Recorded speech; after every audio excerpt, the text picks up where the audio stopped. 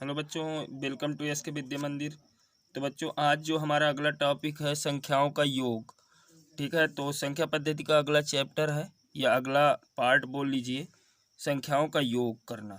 ठीक है, तो जैसे ऐसे क्वेश्चन है 1 से 20 तक की संख्याओं का योग ज्ञात करो। तो कुल मिला के ऐसा होता है कि 1 से 20 तक की संख्याओं को जोड़ना होता है। जैसे 1 + 2 + 3 + 4। ठीक है, इस तरह से हमें 20 तक की संख्याओं को जोड़ना है। तो ऐसे अगर अभी तो ठीक है 20 तक की संख्याओं को जोड़ लिए, पर 1 से अगर आपको कह दिया जाए कि 200 तक की संख्याओं को जोड़ो तब क्या करेंगे। तो देखिए, इसके लिए फार्मूला होते हैं, सूत्र।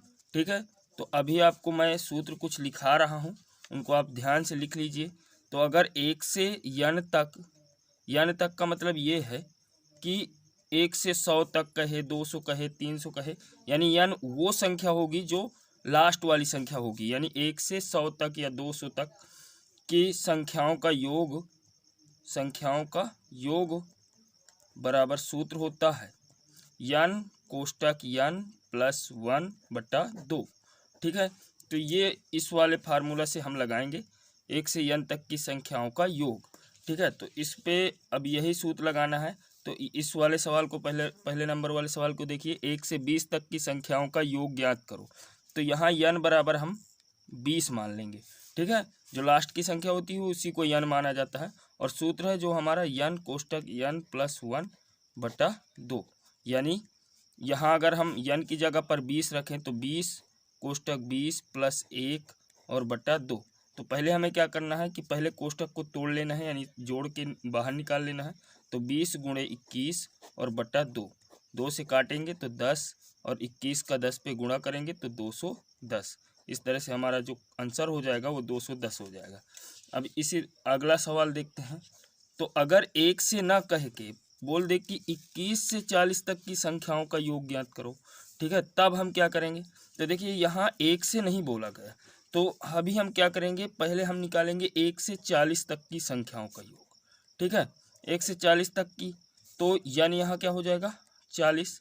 ठीक है, तो n 40 हो गया। अब सूत्र हमें पता है n कोष्टक n + 1 और बटा 2। तो यहाँ रखेंगे 40 × 40 + 1 बटा 2। यानी अब हो गया हमारा 40 × 41/2, यानी 20। और 20 का 41 पे गुणा करेंगे तो 41 दूनी 82 और 1 0, तो 820 हुआ। ठीक है, ये हमारा 1 से 40 तक की संख्याओं का योग हुआ। इधर हम निकाल लेंगे 1 से 20 तक की संख्याओं का योग। ठीक है, 1 से 20 तक की संख्याओं का योग। तो n बराबर हुआ 20। सूत्र फिर लगाएंगे, तो n कोष्टक n + 1/2, यानी 20 × 21/2, यानी 210। ठीक है, तो 210 1 से 20 तक की निकालना है एक कम करके। ठीक है, तो 1 से 20 तक की आई 210 और 1 से 40 तक की आई 820। अब हमें पता है कि 21 से लेना है, इसका मतलब हमें 20 तक वाली संख्याओं को घटाना पड़ेगा। तो 820 पे, ठीक है, यानी 1 से 40 तक की संख्याओं में 1 से 20 तक की संख्याओं को घटा देंगे तो 21 से 40 तक आ जाएंगे। तो 210 माइनस कर देंगे तो यहाँ बचेगा 610। ठीक है, ये हो जाएगा हमारा दूसरी क्वेश्चन का आंसर। ठीक है, अब तीसरा क्वेश्चन नंबर तीसरा है जो, उसको आप ध्यान से देखिए। इसमें कह रहा है 1 से 40 तक की सम संख्याओं का योग। अब इस बार सम संख्याओं का योग आ रहा है। तो देखिए, अभी प्राकृतिक संख्याओं का योग मैं आपको बता चुका हूँ। अब सम संख्याओं का योग, तो n तक की सम संख्या का योग होता है सूत्र, सम संख्याओं का योग। और इन सूत्रों को आप लिख लीजिएगा और अच्छे से याद कर लीजिएगा। का योग बराबर होता है n कोष्टक n + 1। ठीक है, यानी n कोष्टक n + 1 ये होता है सम संख्याओं का योग। पर इसमें दो तरह के क्वेश्चन आते हैं। जब भी 1 से 40 कहे या 1 से 100 कहे या 1 से 60 कहे, तब हमें क्या करना है, n बराबर जब भी मानना है तब हमें आधा कर लेना है। यानी क्योंकि आपको पता है कि 1 से 40 तक की संख्याओं पे आधी सम है और आधी विषम है, इसलिए पहला आधा कर लेंगे। तो आधा जब करेंगे तो बटा 2 यानी कर लेंगे तो 20 आएगा, n बराबर 20 आएगा। फिर हम सूत्र पे रखेंगे तो n कोष्टक n + 1, यानी 20 कोष्टक 20 + 1, यानी 20 × 21। तो जब 20 गुणे 21 करेंगे तो 21 दूनी 42 यानी 420 जो है वो हमारा आंसर हो जाएगा। तो 1 से 40 तक की सम संख्याओं का योग 420 होगा। अब अगले सवाल, आगे जो सवाल है उसको आप ध्यान से देखिए। ये चौथा, प्रथम 25 सम संख्याओं का योग, यानी प्रथम 25 कह रहा है। तो देखिए पहले वाला जो सवाल था उस पे 1 से 40 तक कह रहा था, अब प्रथम 25 प्रथम बोले या लगातार बोले, ठीक है। इसके लिए हमें डायरेक्टली जो यन है वो 25 ही मान लेना है, ठीक है। अगर 1 से 25 कहे तब आधी करना है, यानी यन आधा मानना है, ठीक है। लेकिन अगर प्रथम या लगातार कह रहा है तब यन बराबर 25 ही मानना है। और सम संख्याओं का योग का सूत्र होता है यन कोष्टक यन प्लस 1, याद रखना। तो 25 और 25 प्लस 1 यानी 25 गुणे 26। तो 25 और 26 का गुणा कैसे करेंगे, तो 25 छक्का 150, हासिल आया 15, 25 दूनी 50 और 15 65। तो 650 हमारा करेक्ट आंसर हो जाएगा, ठीक है। तो अब ये जो पांचवा क्वेश्चन है इस पे देखिए।